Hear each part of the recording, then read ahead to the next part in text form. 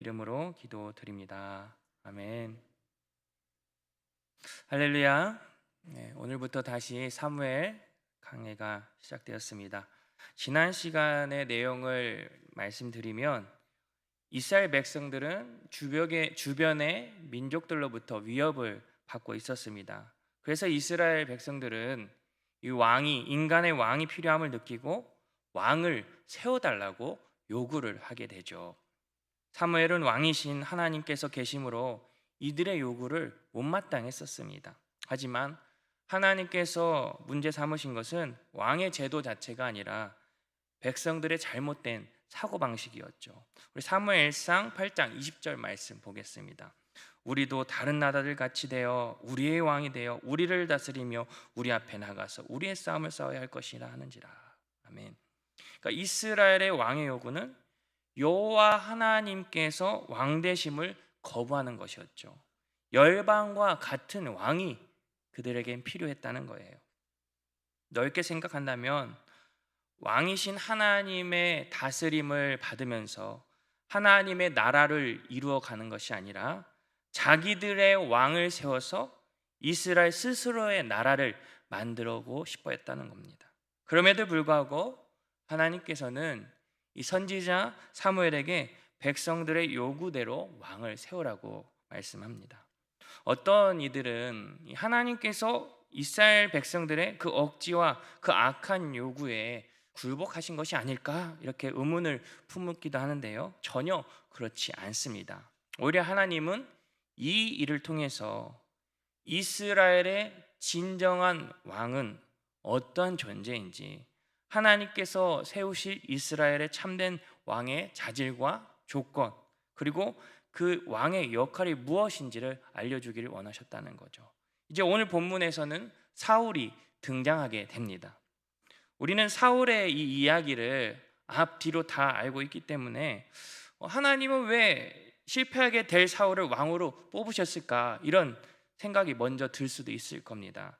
이러한 생각을 가지고 말씀을 먼저 보면 이 사무엘서에서 말씀하고자 하는 의미를 또 제대로 파악하지 못할 때가 있다는 거죠.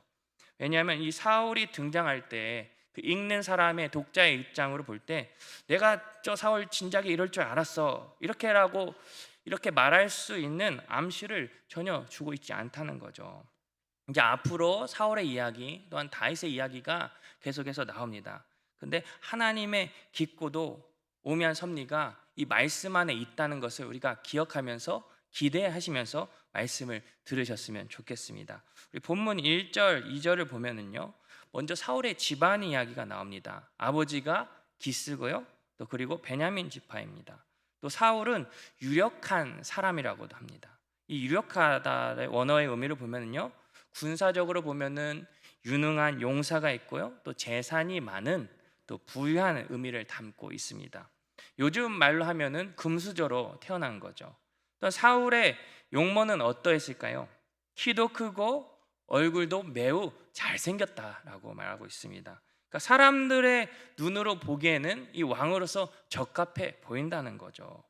물론 하나님께서 앞으로 이제 다윗을 보실 때는 중심을 본다고 말씀하시기 때문에 내용을 지금 우리가 알고 있는 우리는 지금 사울의 모습이 약간 부정적으로 보일 수도 있겠지만 서두에 말씀을 드렸듯이 지금 사울의 모습은 부정적으로 보이지는 않는다는 거죠. 어떤 외모나 이 겉모습으로 인해서 그 선택의 근거가 배척의 이유가 되지 않는다는 거예요. 그럼 무엇이 중요한 것일까요? 하나님의 택하심은 사람의 잘남이나 못남에 있는 것이 아니에요. 어떤 집안이 금수저이냐 흙수저이냐 이게 중요한 게 아니라는 거죠. 하나님께서는요, 사울을 주권적으로 선택하셨다는 겁니다. 이제 3절부터는 사울의 아버지가 이 암나기들을 잃어버리면서 사울은 그 아버지의 말에 순종하면서 나귀를 찾는 장면이 나오는데, 우리 4절을 한번 보겠습니다. 보시면은 빨간 글씨로 뭐라고 적혀 있죠? 두루다녀, 두루다녀, 두루다녀. 두루다녀가 무려 3번이나 나왔다는 것은 사울이 나귀를 엄청나게 열심히 찾아다녔다는 것을 우리가 알 수 있습니다. 이 두루 다니다라는 동사가요, 단순한 움직임만을 나타낼 뿐만 아니라 두 개의 구체적인 장소들 간의 이동을 나타내기도 한답니다. 즉 나귀를 찾기 위해서 여기도 갔다가 저기도 갔다가 또 저기도 갔다가 여기도 갔다가 매우 분주하게 찾아갔다는 것이죠.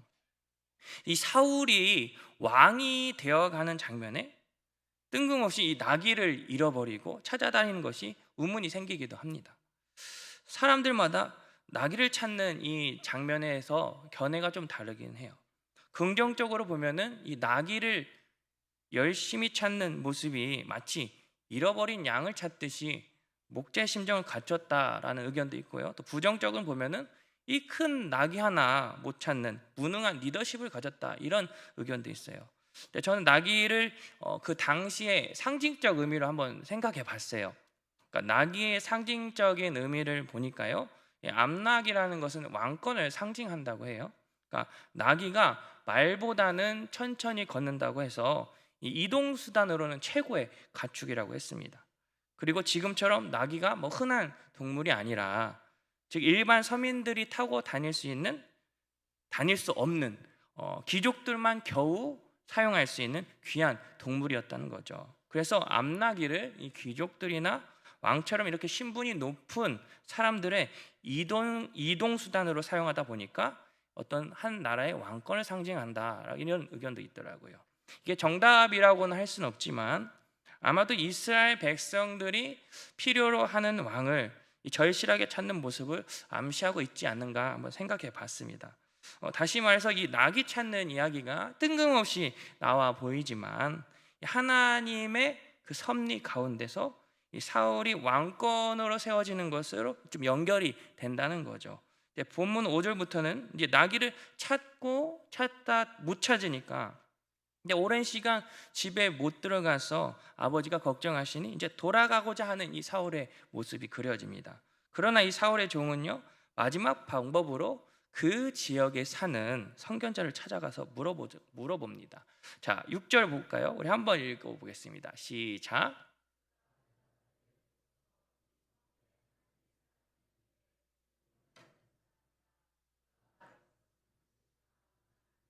그리로 가사이다. 그가 혹 우리가 갈 길을 가르쳐 줄까 하나이다 한지라. 아멘. 여기서 그가 말한 것은 반드시 다 응하나니, 이 원어의 의미를 보면은요, 그러니까 어떤 일이 있어도 반드시 이루어진다라는 뜻이 있더라고요. 다시 번역을 하면 그가 말하는 것은 모두 반드시 이루어진다라고 할 수가 있어요. 그러니까 이 표현이 또 이스라엘 백성들에게는 강림하시는 여호와 하나님을 나타내기도 하고요, 또 약속의 성취라는 이 주제와 함께 사용된다고도 합니다. 즉 이 말은 사무엘이 가짜 선지자가 아니라 진짜 선지자, 참 선지자임을 알 수가 있는 거죠. 또 이미 사무엘상 3장 19절에서 20절에 이렇게 기록되고 있습니다. 함께 읽어보겠습니다. 시작.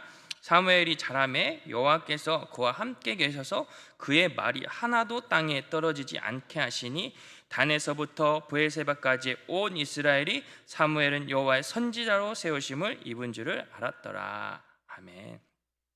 그래서 오늘 본문에 나오는 이 응하나니는요, 그러니까 하나님께서 사무엘 선지자에게 말씀하신 것이죠. 그러니까 이스라엘에게 왕을 주시겠다는 하나님의 약속이 반드시 성취되고 실행하신다는 것을 보여주고 있다는 거예요. 여러분, 여기서 하나 깨달을 수 있는 게 있어요. 하나님께서 말씀하신 것, 하나님께서는 그 약속하신 말씀을요 반드시 지키신다는 것이죠. 그렇다면 우리의 삶이 어떻게 살아야 될까요? 우리는 말씀하신 대로 반드시 이루시는 그 하나님을 믿고 살아야 될 줄 믿습니다. 하나님은 신실하신 하나님입니다. 하나님의 약속은 변치 않기 때문이죠.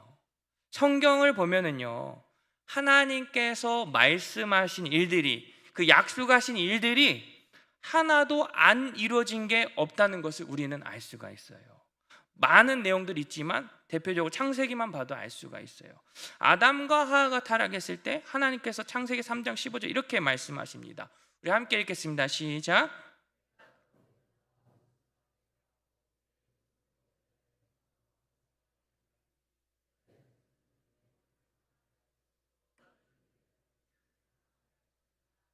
아멘. 여자의 후손이 누구입니까?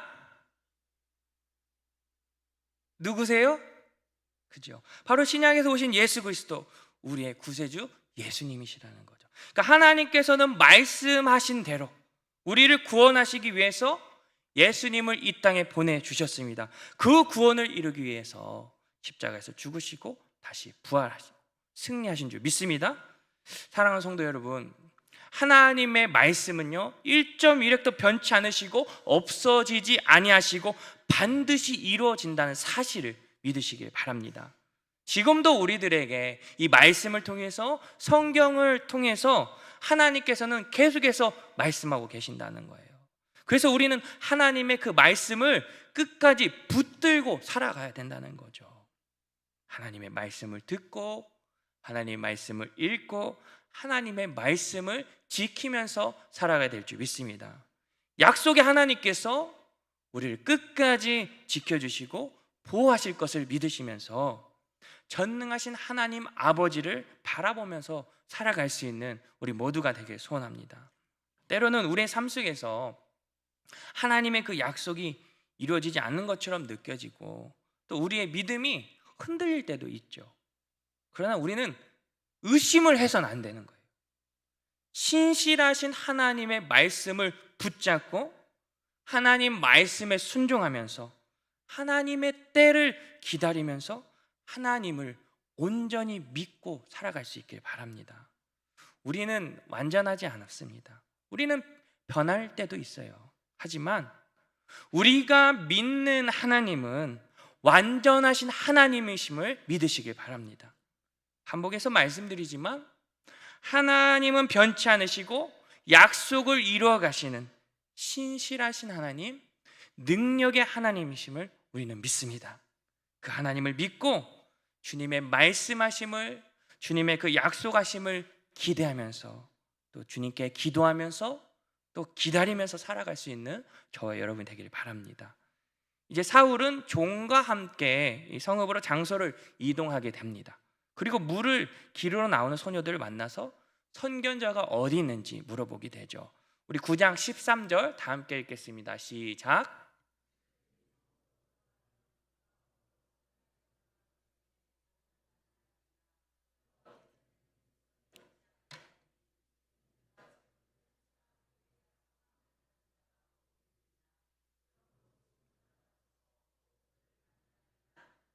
아멘. 지금껏 본문 내용의 이야기를 생각해 보면 암나귀를 찾지 못했어요. 그러니까 암나귀를 찾지 못했다라는 문제에 대한 이 만날 수 있다라는 어떤 답이 주어지는 거죠. 그러니까 무언가가 해결될 거라는 어떤 힌트가 보인다는 거죠. 그러니까 희미하게 보이는, 그려지는 이 사울의 왕권의 이야기가 점점 선명하게 그려진다는 것을 우리가 확인할 수가 있습니다. 이런 의미에서 우리가 본문의 이야기를 살펴보면 나귀를 잃어버린 것, 또 나귀를 찾다가 결국 선견자 그 사무엘을 찾아가는 일, 또 물을 기르러 나오는 소녀들을 만나는 일, 결국에 또 사무엘을 만나는 일, 이 모든 일들이 하나님의 그 깊으신 섭리 안에서 사울이 왕으로 세움을 입는데 하나님께서 세밀하게 간섭하셨다는 것을 우리가 깨달을 수 있다는 거죠. 이제 계속해서 말씀을 살펴보면은 마치 사람들의 생각과 눈에는 이게 우연인 것처럼 보일 수도 있는 일이겠지만 하나님의 계획하심이 점점 선명하게 확실하게 드러나는 말씀이 있어요. 우리 15절에서 17절 말씀 보겠습니다. 우리 같이 읽어봅시다. 시작.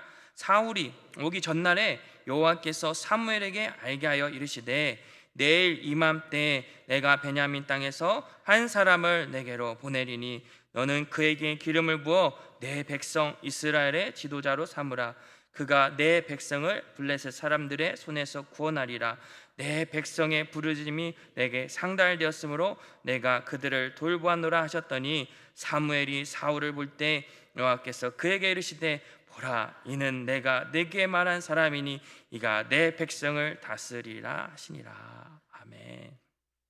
그러니까 사울이 사무엘을 찾아오기 바로 전날 하나님께서 사울이 올 것이라는 것과 이 사울에게 기름을 부어서 이스라엘의 지도자로 삼으라는 말씀을 주셨죠. 16절에 이 지도자라고 번역된 이 히브리어 나기드라는 뜻을 한번 살펴볼게요.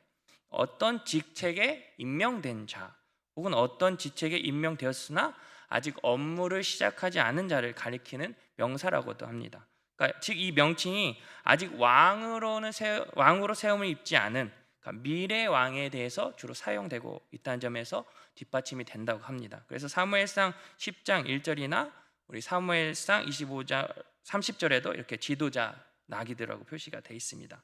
어떤 학자는 이 나기드라는 말이 여호와의 선포된 자를 의미하기도 해요. 그러니까 즉 이스라엘의 왕직이 이 선지자와 밀접하게 관련되었다는 것을 암시하는 칭호라고 주장하죠. 그러니까 이 주장이 뭐 확실하게 맞는지는 모르겠지만 적어도 이스라엘의 왕이 이 선지자에게 의존적이었다라는 그 견해는 저는 동의를 합니다. 왜냐하면 실로 이스라엘의 왕이 이 선지자에 의해서 세움을 입었기 때문이죠. 그렇다면 이 사울이 이 지도자로 세움을 받은 이유를 한번 보도록 하겠습니다. 16절, 17절 다시 볼게요. 보시면은 내 백성을 블레셋 사람들의 손에서 구원하리라. 그리고 17절 보면은 내 백성을 다스리라 하시라 했어요. 그러니까 하나님께서는 사무엘에게 왕이 세워져야 하는 이유가 무엇인지를 말씀하신 거예요. 첫째는 뭐예요?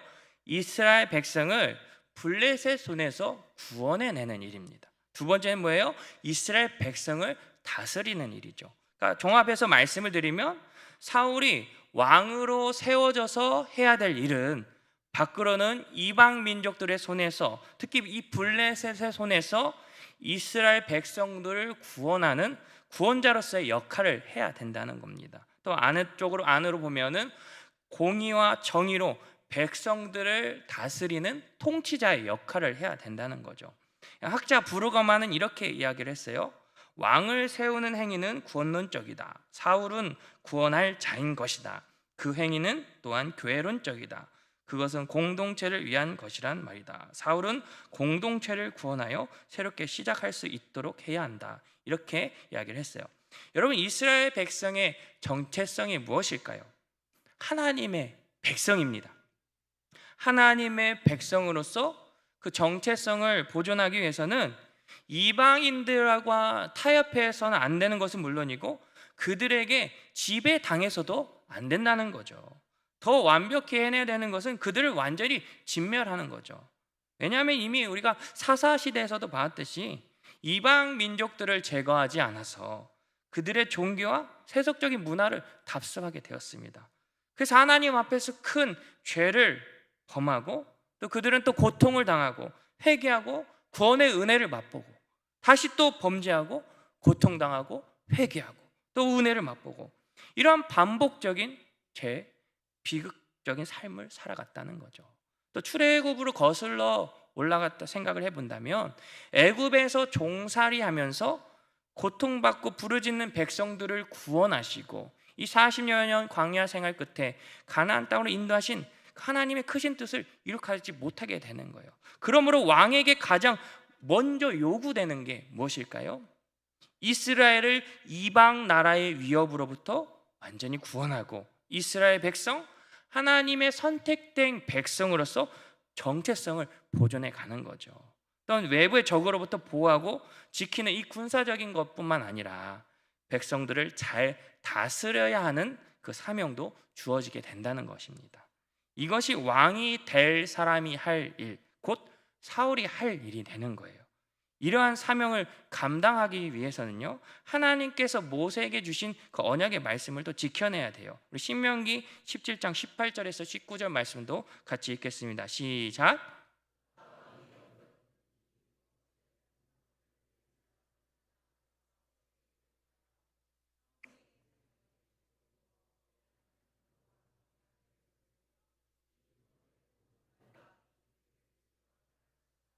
결국 하나님 말씀대로 하나님 뜻대로 살아가는 게 사명이거든요. 앞으로 사무엘상 이제 10장 이후로 보면은 이스라엘 백성들은 이 열방과 같은 왕을 원해서 그들이 원했던 외모가 준수하고 키가 크고 이 유력한 집안의 사울이 진짜 왕이라고 이제 섬기고 살아가는 거죠. 하지만 16절을 다시 한번 볼게요. 내 백성, 내 백성, 내 백성이라고 말씀합니다. 내 백성의 지도자, 내 백성을 구원할 내 백성의 부르짖음을. 이것이 무엇을 의미하는 것일까요? 사울이 비록 이스라엘의 왕으로 세워졌지만 이스라엘은 하나님의 백성이다라는 것을 말씀하시는 거죠. 여전히 하나님은 왕이시다는 거예요. 이 사울은 이 한계선 안에서 그저 이스라엘을 다스리고 통치할 뿐이라는 거죠. 다시 말해서 이스라엘이 바라고 바란 그 열방과 같은 왕권으로 빠져들지 못하게 하고 백성들이 신의 산 언약, 하나님만을 섬기겠다는 그 맹세에 충성하는 하나님의 주권적 통치 방식으로 이 왕정을 세워나시겠다는 모습이 담겨 있습니다. 말씀을 준비하면서 하나님의 마음을 깨닫게 된 게 있어요.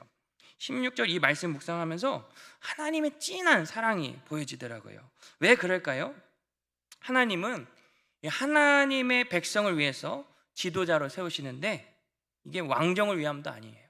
또 사울을 위해서도 아니에요. 누구를 위함이에요? 하나님의 백성을, 그 구원을 위한 일. 하나님의 백성의 구원을 위한 일이라는 거죠. 내 백성, 내 백성, 내 백성이 이방 나라의 손에 넘겨지는 것을 원치 않으시는 거예요. 고통받고 부르짖는 것을 원치 않으셔요. 더 하나님의 사랑이 크게 느껴졌던 것은요, 하나님의 사랑은 변하지 않는다는 거예요. 여러분, 이스라엘 백성이 어떠한 백성이에요? 40여 년 동안 광야 생활에서 하나님께서는 그들을 보살펴 주었습니다. 하지만 이스라엘 백성들은 하나님을 원망하고 배반하기를 반복했어요. 세월이 지나도 이들은 하나님을 끝까지 따르질 못해요. 앞서 말씀드렸듯이 사사시대에도 마찬가지였잖아요. 사무엘 시대에도 왕이신 하나님의 다스림을 거부하면서 세상의 열방과 같은 왕을 요구했습니다. 그럼에도 불구하고요, 하나님은요, 그들을 내 백성, 나의 백성이라고 하신 겁니다. 그리고 이스라엘의 부르짖음을 외면하지 않으셨어요. 돌보신다고 말씀하신 거예요. 사랑하는 성도 여러분, 하나님께서는 지금도 우리들을 끝없는 사랑으로 우리의 부르짖음에 귀를 기울이신 줄 믿습니다. 변치 않는 사랑으로 우리를 지켜보고 계신다는 거예요. 포기하지 않는 사랑으로 우리를 돌보실 줄 믿습니다. 마무리 맺겠습니다. 하나님은 하나님께서 말씀하신 대로 일하시며 이루신 줄 믿습니다. 더욱이 우리를 구원하시기 위해서 예수님을 이 땅에 보내주심으로, 십자가의 죽으심과 부활하심으로 그 약속의 절정을 이루어 주셨어요. 우리 마태복음 1장 21절 22절 말씀 같이 읽겠습니다. 시작. 아들을 낳으리니 이름을 예수라 하라. 이는 그가 자기 백성을 그들의 죄에서 구원할 자이심이라 하니라. 이 모든 일이 된 것은 주께서 선지자로 하신 말씀을 이루려 하심이니. 아멘. 비록 우리가 생각하는 상황과 환경과 그 방향대로 되지 않을 때에도 하나님의 깊으신 섭리 안에서 인간의 상황과 환경을 뛰어넘으시고 앞서 가셔서 길을 만드시고 선으로 인도하시는 분이 우리가 믿는 하나님이심을 기억하시길 바랍니다. 그 하나님께서요, 주님의 그 백성들을 기억하신대요. 지키시고 돌보시기를 원하신다는 겁니다. 그러므로 구원의 길로 인도하시는 하나님을 믿길 소망합니다. 하나님의 말씀을 의지하십시오. 하나님의 말씀을 끝까지 따라가고 순종하고 신뢰하길 소망합니다. 하나님의 통치, 하나님의 주권 아래에서 하나님의 다스림을 받으시면서 하나님의 백성, 하나님의 거룩한 자녀로 살아갈 수 있는 저와 여러분이 되기를 간절히 소망합니다. 우리 다 같이 찬양하고